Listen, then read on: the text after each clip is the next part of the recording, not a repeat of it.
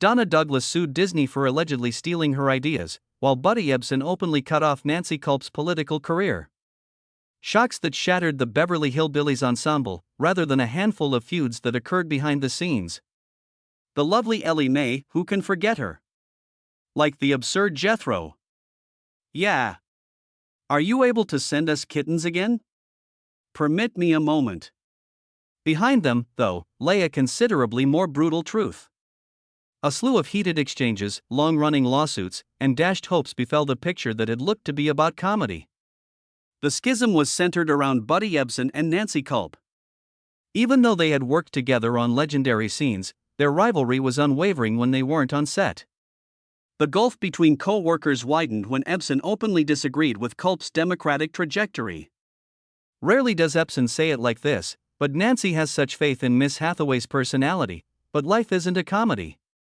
The audience will reject her endeavors, in my opinion. One of the most contentious interpersonal feuds in television history began with that comment, which led to the end of their friendship. Culp was also quite vocal. Buddy was never the kind guy that the crowd thought Jed Clampett was. She voiced her disapproval after the devastating loss. He wrecked my chances by stepping into someone else's territory. There was no going back to their old ways after that. Since they had been a popular television couple for almost 10 years, this came as a surprise to viewers. At the same time, Donna Douglas wrote an entirely new chapter involving secret plot points. The public's perception of Douglas as a peaceful and gentle soul was shaped by the idea of Ellie Mae as an innocent and pure soul. That reputation, however, was flipped on its head by the lawsuit that Whoopi Goldberg and Disney faced. In her lawsuit, Douglas claimed that her script ideas were appropriated for use in Hollywood blockbusters. She took Ellie Mae's stellar reputation into court with her, thinking it would prove her case. Even though she was unsuccessful, the ordeal demonstrated the grit and resolve of an actress who was hitherto portrayed as a film Southern doll. It painted a different picture of Donna Douglas, showing that she would stand firm for her principles. The youngest of the Bear boys, Max Bear Jr., had a protracted legal battle with CBS after the network sued him for licensing Jethro's image without his consent. War dragged on for a long time, and it made Bear Jr. angry. "Jethro has influenced my whole career, but I don't own him," he once commented. "I just want to be treated fairly for the legacy I helped create." Not only were there major conflicts, but there were also countless controversial details during the filming process. Donna Douglas once brought real pets to the set to increase authenticity.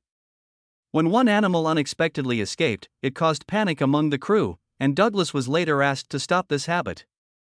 Buddy Ebsen often intervened in the script, adding details from his personal experiences. The writers did not always agree, but because he was the central figure, most of his opinions were kept. And when Max Bear Jr. tried his hand at directing, he insisted on using real explosions instead of special effects. One scene nearly injured the entire crew, creating a fierce debate about his direction. These cracks never healed. Each character went in a different direction, but all carried the aftershocks of the conflicts that began on the set of the Beverly Hillbillies. What appeared to be a lighthearted sitcom hid a web of struggle, resistance, and mutual disappointment. To understand why those conflicts carry such weight, it's important to look back at the show's history from its initial conception to the moment CBS bet on a sitcom that was overlooked but then became a phenomenon. The making of a sitcom legend. The American television landscape in the early 1960s was fiercely competitive. Major networks had to constantly come up with new ideas to keep their audiences. CBS, which was then dominating with family programming, unexpectedly accepted a seemingly odd project. A sitcom revolving around a poor farming family whose fortunes are suddenly transformed by the discovery of oil and who move to the heart of Beverly Hills. The idea came from Paul Henning, a well-known Hollywood screenwriter. Henning believed that the contrast between rustic life and luxurious surroundings would create irresistible comedy. When he pitched it to CBS, many executives were skeptical that urban audiences would accept the story of a lost family. Nevertheless, the network agreed to schedule the pilot, considering it a bold experiment. From the start, the casting process was crucial. Paul Henning and the casting team needed to find faces that would make the characters as real as possible. Buddy Ebsen, already familiar with American television, was chosen for the role of Jed Clampett because of his experience and approachable demeanor. Nancy Culp brought a sharp, intelligent image suitable for the role of Secretary Miss Hathaway. Donna Douglas, a Southern belle, was quickly chosen to transform into Ellie Mae, bringing charm and approachability. Max Baird Jr. was not famous, but made a strong impression with his wit, becoming the perfect choice for the role of Jethro. When the show entered the pilot phase, the initial internal reaction was not exactly rosy. Some CBS executives worried that a sitcom about farmers would be considered too old-fashioned. Nevertheless, the pilot proved to be the opposite. The first scenes with the country bumpkin walks into a luxury mansion situation made the audience in the test screening burst into laughter. It was this reaction that led CBS to decide to officially schedule the show. The Beverly Hillbillies title was also deliberate. Henning wanted to emphasize the contrast by naming it directly after the famously wealthy location. Just hearing the title, the audience can imagine the humorous situation: a simple family appears in the most luxurious center of America. The show quickly exceeded expectations on its first day. It was immediately clear to CBS that it was a primetime ace. The ratings were so high that advertisers were willing to pay big to appear with the new sitcom. In just a few weeks, the Beverly Hillbillies proved that an underrated concept could become a phenomenon. The early production process also saw a certain solidarity. The main actors focused on creating laughter rather than personal disagreements. Paul Henning often reiterated the principle the audience only cares about fun. Everything else must give way to laughter. That direction allowed the show to maintain a steady production pace, producing dozens of episodes per season. To keep things fresh, the original writers continually exploited the unique details of the Clampett family. They deliberately placed the characters in unimaginable situations in the middle of a modern city. That was the formula that brought attraction right from the first season. CBS realized that this sitcom was not only entertainment, but also reflected the cultural gap between two opposing worlds, something that the audience could easily recognize and laugh at. Once the foundation was laid, the program moved beyond short-term success and entered what is known as its golden age, where record-breaking achievements and influence spread across the United States. The Golden Era. Beverly Hillbillies was a phenomenon in its first season. Not only did it put millions of American families in front of their screens, it also set an unprecedented viewership record. It was the heyday of the sitcom when it became the most talked about show in everyday life. CBS saw huge traction from the very first episodes. The ratings showed that the show was more popular than expected. This turned the sitcom into a primetime powerhouse, leaving its competitors in the dust. For several seasons in a row, the Beverly Hillbillies was consistently among the top shows, even reaching the #1 spot at one point. For a new series that was rare, the show's strength lies in its relatability. Viewers find in the Clampett family a naive, genuine quality that contrasts sharply with the opulence of Beverly Hills. This contrast creates situations that are funny, relatable, and accessible to all classes. Americans everywhere from rural to urban can laugh at the situations the Clampetts find themselves in. The cast also contributed greatly to the success. Buddy Ebsen as Jed Clampett brought a calm, down-to-earth manliness to the show. Nancy Culp as Miss Hathaway added a touch of intellectualism and seriousness, creating the perfect counterpoint. Donna Douglas as Ellie Mae became a symbol of Southern beauty, cute and charming. Max Baird Jr. transformed into the naive Jethro, bringing a silliness that made the audience laugh. The combination of the four main faces helped the sitcom maintain its freshness over many episodes. This period also saw a strong spread beyond the screen. The characters became the subject of everyday life, from coffee shops to schools to newspaper editorials. Phrases associated with the film, such as cement pond, quickly entered popular culture. Children imitated Jethro's style while Southern women saw themselves in Ellie Mae. Not only did it appeal to domestic audiences, it was also rebroadcast in many international markets. With its simple and easy-to-understand content, this sitcom touched many different cultures. That helped the Beverly Hillbillies become one of the most widely broadcast American comedy series of its time. CBS capitalized on the boom. Advertising revenue soared, and businesses saw the Beverly Hillbillies as a golden opportunity. It also led to a greater investment in production, maintaining a consistent schedule with a large number of episodes per season. The Golden Age also reflected the recognition that critics often showed for their reticence towards sitcoms with pop colors. Regardless of the critics, the Beverly Hillbillies proved its vitality through audience numbers and popularity. Not many shows can maintain such achievements for many years. Another notable point is the teamwork during this production period. Everyone focused on the goal of maintaining the attraction. The tight filming schedule did not reduce the enthusiasm because the great success created a strong motivation. This is the factor that helped the sitcom overcome initial concerns to affirm its #1 position. The success also opened up great opportunities for each actor.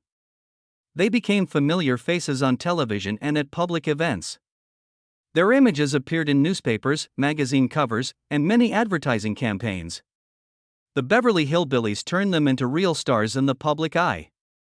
The Golden Age can be summed up in one word: phenomenon, a television show that exists not only in its time slot, but also in real life, becoming a part of American culture. That is the position that the Beverly Hillbillies achieved during its peak. After affirming its appeal and becoming a cultural icon, the sitcom continued to make its mark with specific achievements, from the number of episodes to the level of influence beyond television. Achievements that defined an era. During its nearly decade-long run, the Beverly Hillbillies carved out a unique place in American television history. The sitcom's success was measured not only in its audience, but also in its enduring presence and profound influence on popular culture. The first thing that stands out is its longevity. The show lasted 9 seasons, totaling 274 episodes. This is an impressive number when you consider that many sitcoms of the same era only lasted a few short seasons. This longevity shows that the Beverly Hillbillies' appeal was never underestimated, at least until its final stage. With 274 episodes, American audiences had the familiar presence of the Clampett family in prime time for nearly a decade. In terms of ratings, the sitcom has consistently held a high position for many seasons. In its first year, the show rose to the top of the Nielsen charts and remained in the top group for many years after that. The record-breaking viewership has given CBS the weight it needs to make a strategic play in its broadcast schedule. Although critics have sometimes been cautious, the audience numbers are the clearest proof of its success. The show also made its mark on the television awards circuit. While not a critically acclaimed sitcom, the Beverly Hillbillies still garnered notable nominations, including an Emmy nomination for Nancy Culp. This was a rare recognition for a series that was labeled as a lowbrow show, proving that success was not limited to the public response, but also recognized on a critical level. Cultural influence is what determines lasting value. The Beverly Hillbillies brought the details from the screen into real life. Audiences repeated lines and used phrases from the show as part of everyday language. The animal-loving Ellie Mae, the simple Jed Clampett, and the goofy Jethro all became stereotypes to describe different types of people in society. This shows that sitcoms have gone beyond entertainment to become cultural references. Another notable achievement is its commercialization. Thanks to its great appeal, the Beverly Hillbillies image and brand have been exploited in many fields, from advertising products, publishing to TV shows.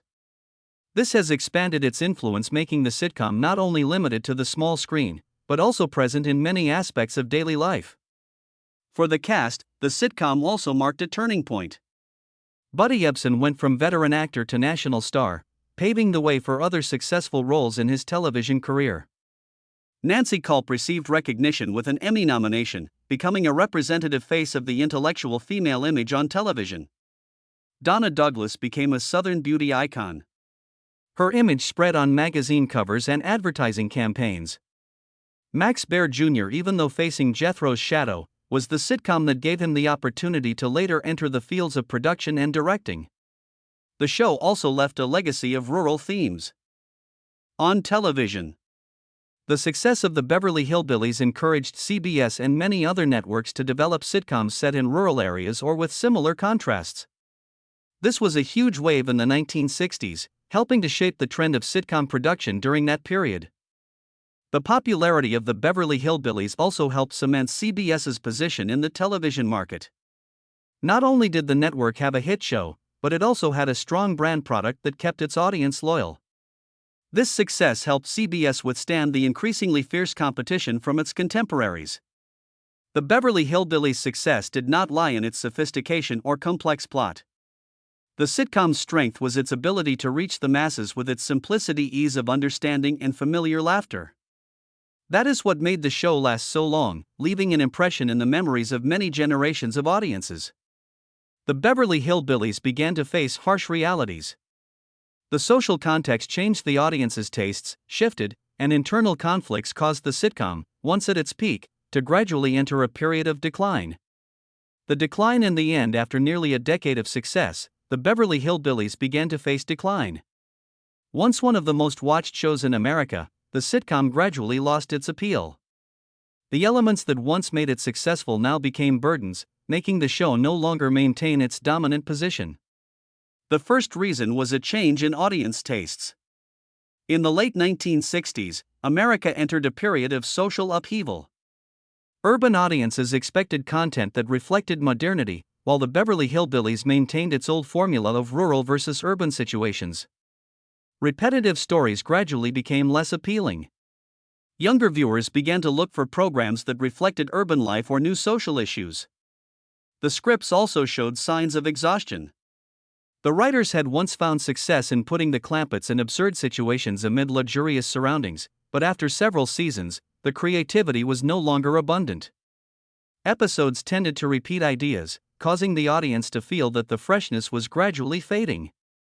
When the original strengths became repetitive, the sitcom gradually lost its ability to hold the audience.